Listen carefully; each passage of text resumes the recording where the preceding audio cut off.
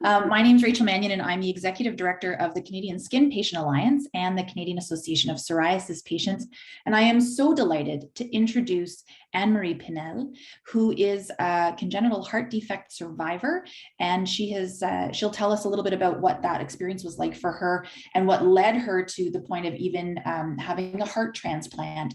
So throughout her journey, she's had many surgeries, which of course result in many scars. She's had them in different places. She's had them under different circumstances. And she's here to tell us a little bit about what that's like for her. She's not the only panelist. Dr. Hintz is not the only panelist with a sense of humor. Anne-Marie also has one. And as you may have guessed from the title of her talk, she is a huge fan of The Office. So without further ado, I'm going to turn things over to Anne-Marie to tell us a little bit about what things have been like for her. And we're looking forward to the discussion at the end. Over to you, Anne-Marie. Thank you. Thank you, Rachel. Sorry about this silly title. So my name is Anne-Marie, obviously, and I was born with tricuspid atresia and pulmonary atresia back in '79. So at that time, still today, I guess, those are not very common heart defects and they require immediate surgery. So my first heart surgery was the day after I was born. I had one a week later, and then I had a major open heart surgery at the age of 4. So needless to say, I don't really know what life is without a scar. I don't remember what life is without a major zipper in the middle of my chest.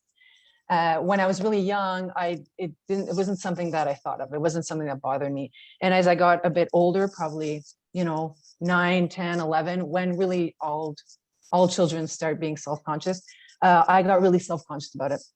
So I would do everything I could to hide it. Everything, it was always in the back of my mind. Whatever I did, I wanted to make sure that nobody would see my scar. And I'd always have my shirts really, really high. And I had this habit of always doing this with my shirt to make sure nobody would see it.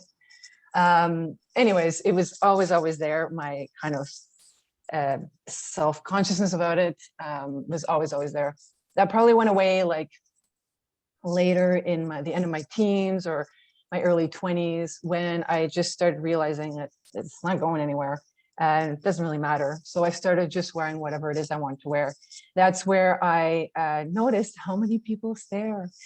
So I always get stares at my scar. People always stare. And it's not ill-intended or anything. It's just, people look. And I've noticed that people often offer like suggestions or ideas to try to get rid of it. So they'll talk about, it's funny that when previous talk talked about some lotions or stuff that can get, and people will say like, oh, I had a scar on my arm. Maybe you could try this, like bio oil or something, and it'll come off. Or did you ever try thinking about cosmetic surgery or something?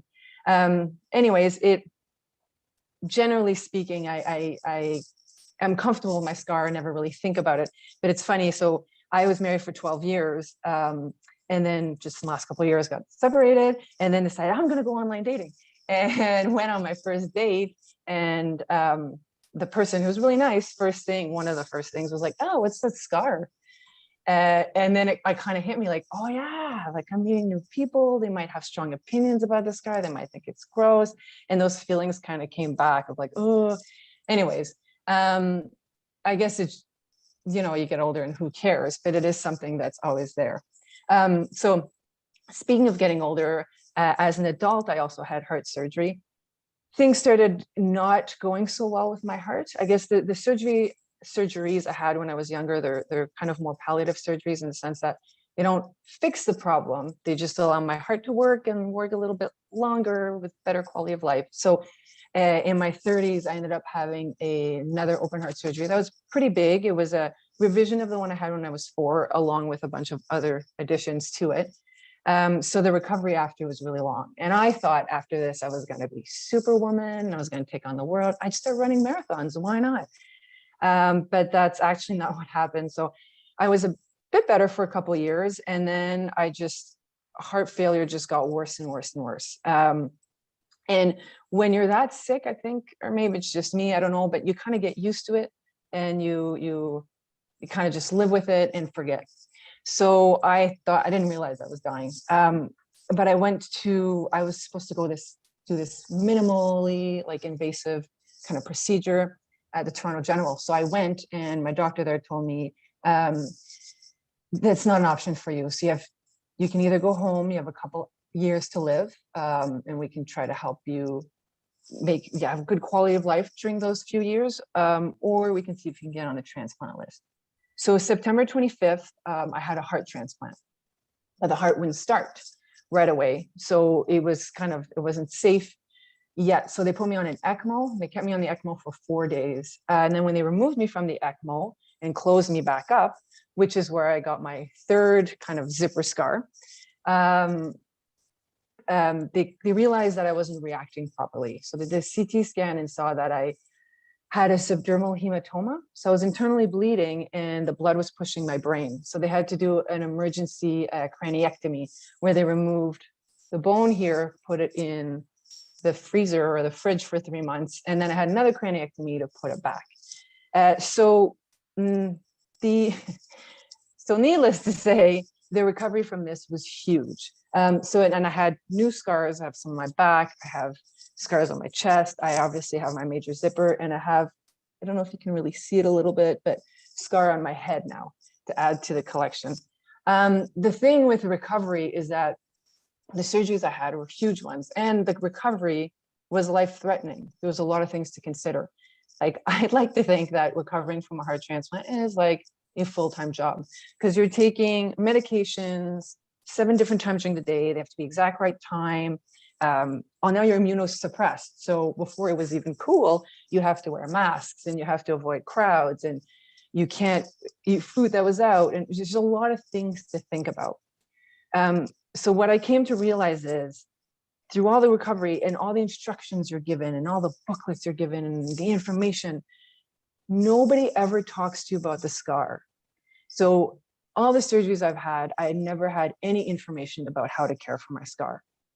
So I kind of learned along the way, like certain things. For instance, as a woman, eventually going back to the office, part of your clothing is a bra, but I have sensitive skin, and it would really, really hurt my scar. And then the rash would start, and it would start bleeding. As somebody who's immunocompromised, you want to avoid that kind of thing. So I'd put Kleenex there, and then I'd go to work. But that's something I would have never considered. The other thing that ended up being pretty impacted by my scarring is I had really bad posture. So I had so again, as a heart transplant recipient, you want to be really healthy and moving, and fitness is important. So I had trainers, physiotherapists, massage therapists, doctors tell me your posture is really bad. Your back is really, really stretched. And I guess coming from, the scar pulls its tissue in, and then that will cause issues. So anyways, there's a lot of little things after those type of surgeries that the scar impacts, or that's affected by the scar. But I didn't know any of that because you're not really given information about the scar.